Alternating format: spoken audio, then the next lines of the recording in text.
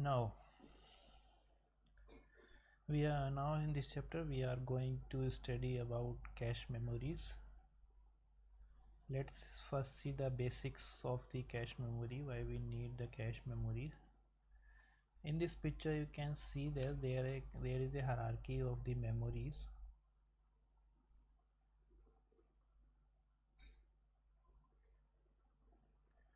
There is a hierarchy of memories. Why we need this type of hierarchy is the actually speed of memory is very low in comparison of the speed of modern processor.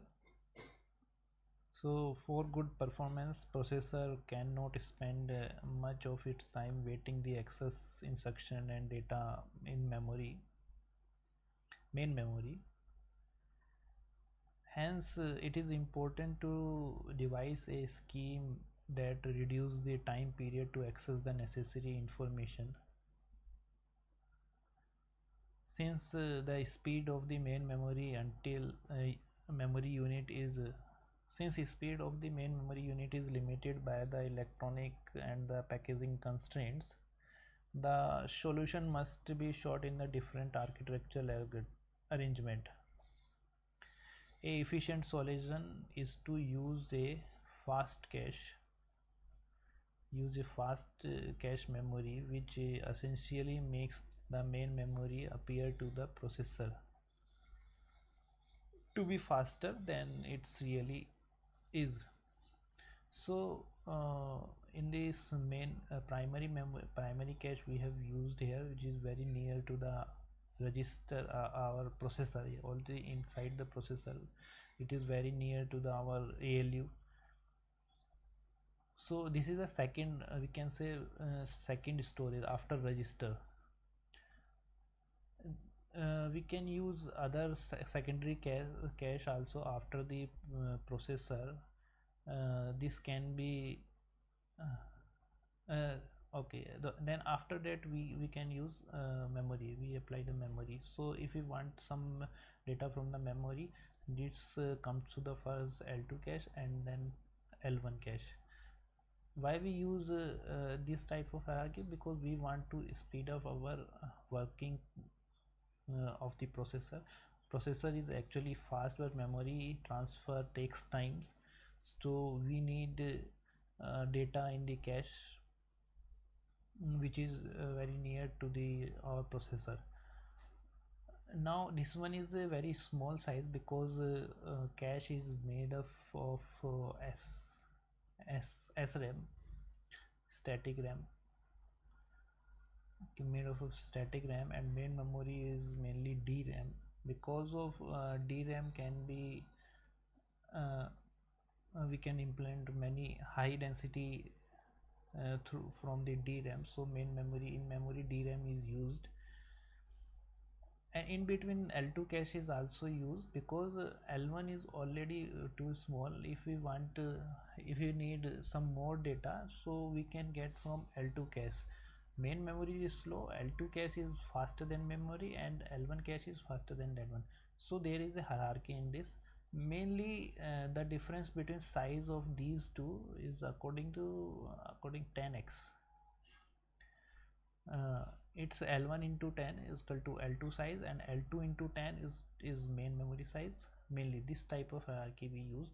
So this shows that if we goes from magnetic disk to memory to the registers, speed is increasing, also cost per bit is also increased, but size is decreased if we goes memory magnetic disk to registers. Now the effectiveness of cache mechanism is based on the property of computer programs called locality of reference. The analysis of programs shows that most of their execution time is spent on routines in which many instructions are executed repeatedly. These instructions may constitute a simple loop, nested loops, and a few procedures that repeatedly call each other. But point is that many instructions in the localized area of the program are executed repeatedly during some time period, and the remaining of the program accessed relatively infrequently. This referred as locality of reference. It manifests itself in two ways, that is temporal and spatial. First means that a recently executed instructions is likely to be executed again very soon, and in spatial aspect means uh, that instruction in close proximity to a relatively executed instruction are also likely to be executed soon. Now, if the active segments of the program can be placed in a fast cache memory, then the total execution time can be reduced significantly. Conceptually, operation of the cache memory is very simple. The memory control circuit is designed to take advantage of property of locality of reference, in which this here in temporal aspect of the locality of reference suggests that uh, whenever the information item or instruction or data is first needed, then it should be brought into the cache memory,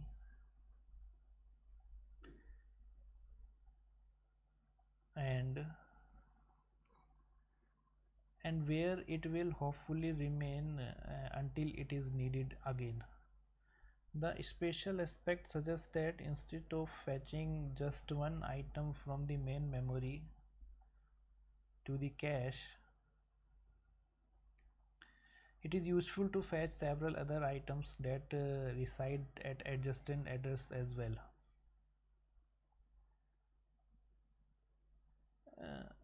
We will use the term block to refer to a set of continuous address location of same size. Another term that is often used to refer the block size is cache line. Now consider this a simple diagram here. When a read request is received from the processor, here read request is requested received from the processor, the content of memory blocks words containing the location specified are transferred into the cache one word at a time.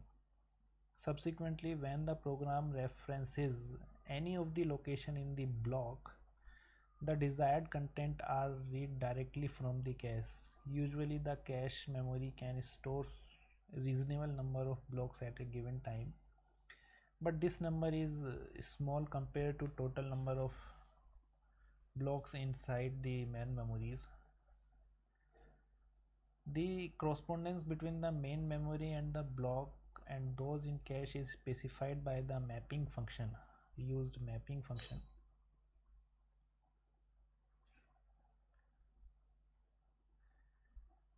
When the cache is full and the memory word that is not there in cache is referenced, the cache control hardware must decided which block should be removed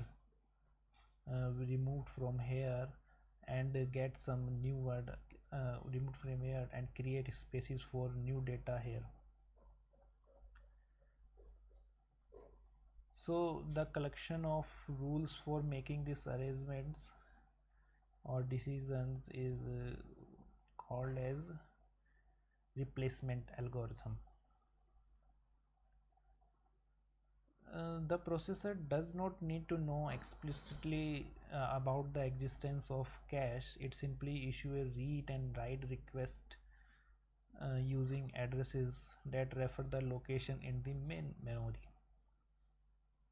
The cache control circuitry determines whether the requested word currently exists in cache. If it does not, then read and write operation is performed on the appropriate cache locations. In this case, read hit and write hit is said to be have occurred, and there is also, if in cache there is a no data about that block which the processor wants, so it is called as a read and write miss. In read operation, main memory is not involved, but for write operation the system can proceed in two ways. First one is write through protocol, that is the each location in the main memory each location and the main memory location are updated simultaneously. The second technique is to update only the cache locations and to mark it as a updated when an associated flag bit. So what is the there in this write back is there, we do not write in main memory, we write in only cache memory. So there is a side by side a flag is there, that is called as dirty and modified bit, which which we can think, which we can sense that about is that cache memory is written already in the memory or not. The main memory location of word is updated later when the block containing this marked word is to be removed from the cache to make room for a new block. This technique is called as write back and copy back. Write through protocol is simpler, but its result in unnecessary write operation in main memory when a given cache word is updated several times during the cache residency. Note that write back protocol may also result in unnecessary write operation because when cache block is written back to the memory, all words in the block are written back, even if only a single word has been changed while a new block was in already in cache. Now we discuss about the read. Now we discuss about the read.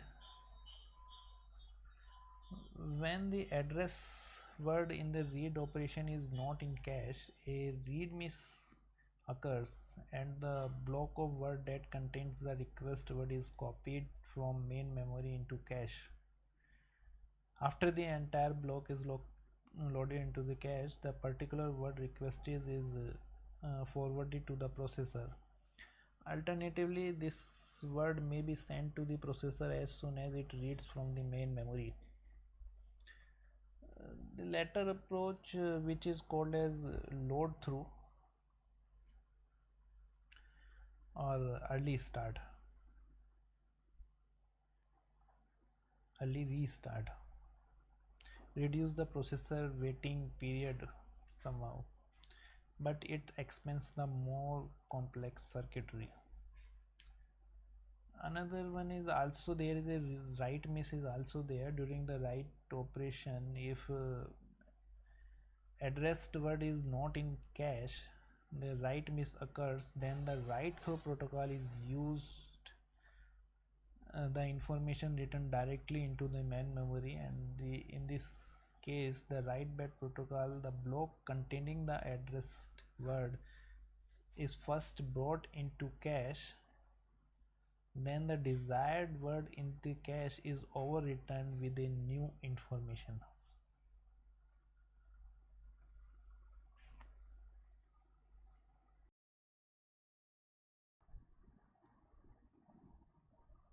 Now let's discuss about the mapping functions. First is direct mapping. Let's say here this one is cache memory and here is the memory. Cache memory is of 2k words, which is divided into 128 blocks, so that every block will have a 16 words. Now here memory is also similarly like that. Memory is also same, every block having 16 words. So if 16 words are there and our memory is of 64k words, so it is blocks are, we can calculate 4096 blocks are there. So in direct memory mapping, in direct memory mapping, what happened that this block is directly mapped to the single block of single set. How we created this set?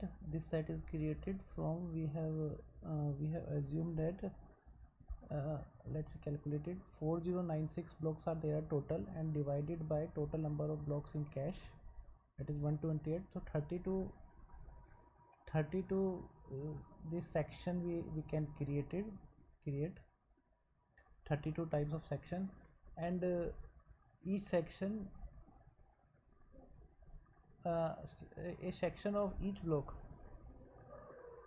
a block of each section is pointed to this memory cache. So this memory cache is pointed to this block 0, and this is also pointed to this block 128, and this is also pointed to this block 126, I think. And similarly like this, but 32 blocks this block is pointing. Similarly, like block 1 will point the others block 1 point here this block 1, and block 1 also points this 127, also points 129. I created a mistake here. This one is 120. Okay, correct one. Similarly, okay, correct one. Now if we 127 will point out this 127, and this 225, and this also last block also. So every block will point it out 32 blocks of main memory. So that we have divided our memory address, the main memory address, which is of 16-bit. Why 16-bit? Because we have a 16-bit words memory here, and to point it out 4 kilo words, so we need 16 memory address. Now 16 memory address. Now here we know that every block have 4 words in that, so 16 words, sorry, every block has 16 words. So to point it out, particular word in a block, we need 4 bit, so that 4 bit are reserved. And then here tag bits we need, how many tag bits we need, because we have to check that which section it is pointing out, which one this block is pointing out, which section currently, so that we can calculate we can check our memory. So like say this is a section, there are 32 section like this, so we need 5 bit for that.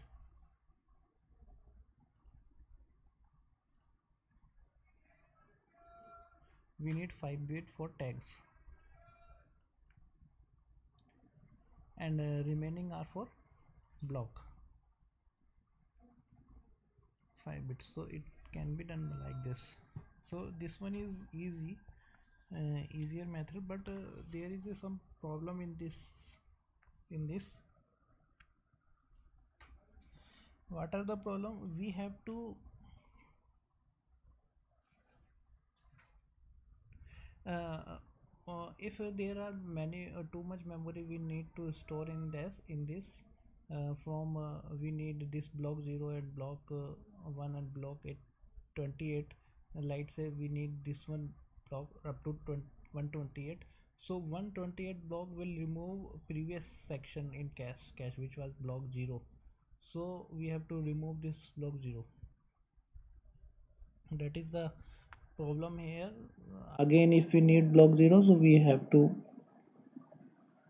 again update by the block 0. This one is the problem here, so it is not that much flexible. Now next one is associative mapping.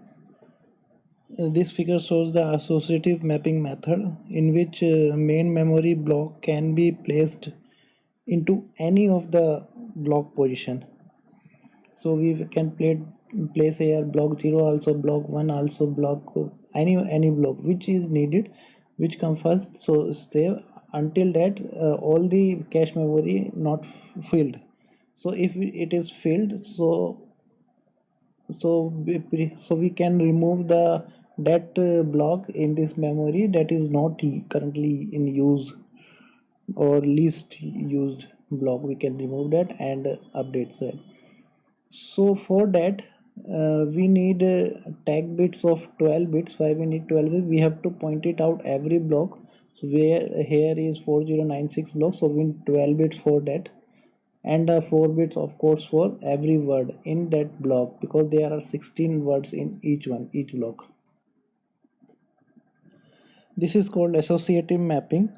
It gives complete freedom to choosing the cache location in which to place memory block.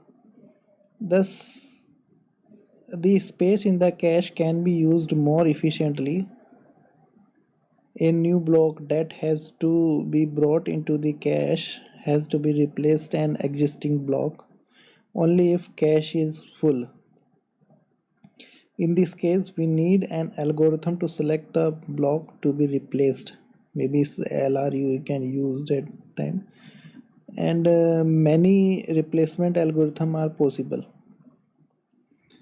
The cost of associative cache is higher than the cost of direct map cache because of the need of search of all 128 tags pattern to determine whether the block is in cache or not. We need to check that. A search of this kind is called as associative search.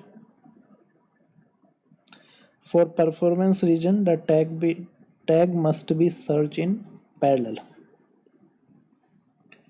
Now let's discuss next one. Next one is SAT associative mapping. It is a combination of both of direct map and associated mapping techniques. Can be both of cache are grouped into sets. So here we can see that in this example we have grouped two cache blocks to one set. So we have 64 sets out of we can block of 128 blocks.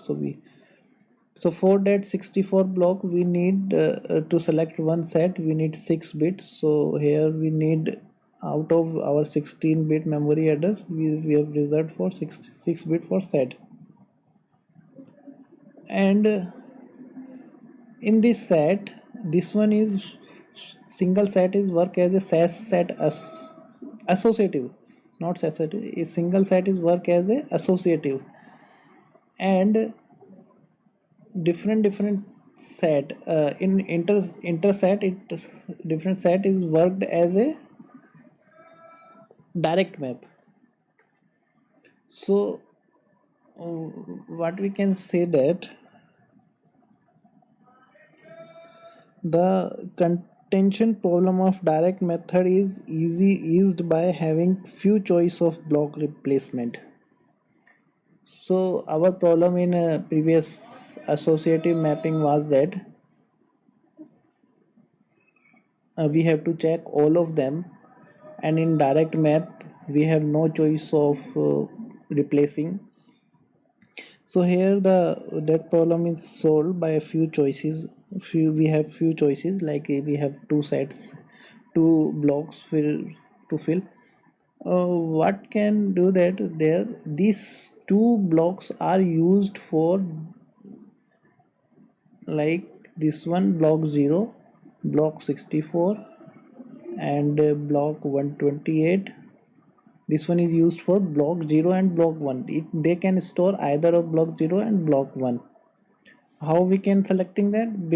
Like that we have seen in direct map. This is the a section created which is equal to the this cache size, and another set is there, another section is there which is also equal to the size of this cache, that is 2k I think. So first block is this one, first block is this one, and similarly like 127 126 will point it out, last block of this one, and last block of second one, and last block of this one. So this is set associative mapping. So we have cache for a cache with two blocks per set. Now the number of blocks per set is a parameter that can be selected to suit the requirements of particular computer. For a main memory, the cache size 4 blocks per set can be accommodated by the 5-bit set fields, 8 blocks per set by 4-bit. Like let me explain again it. Here we are using 2 blocks per set. If we use 4 block per set, so that time we need 5-bit for the set field. Here we use 6-bit, here 6-bit. Now if we use 8 blocks per set, so we will use 4 bits per set zone. But there can be end of this one, how much block we can select. So there are extreme cases also here. The extreme condition of 128 blocks per set requires no set bits. Then it will be a fully associative technique previously seen with 12 tag bits. On other extreme of one block per set, if one block is there in per set, that is a direct mapping method. So a cache that has k blocks per set is referred as k-way set associative cache. And one more thing is there about the valid bit. There is a one more control bit also there with these sets and blocks, that is a valid bit must be there. This bit indicates whether the block contains valid data, and do not confuse it previous one. It should not be confused with previous one, that is modified or dirty bits we learned in previously. The dirty bits which was indicate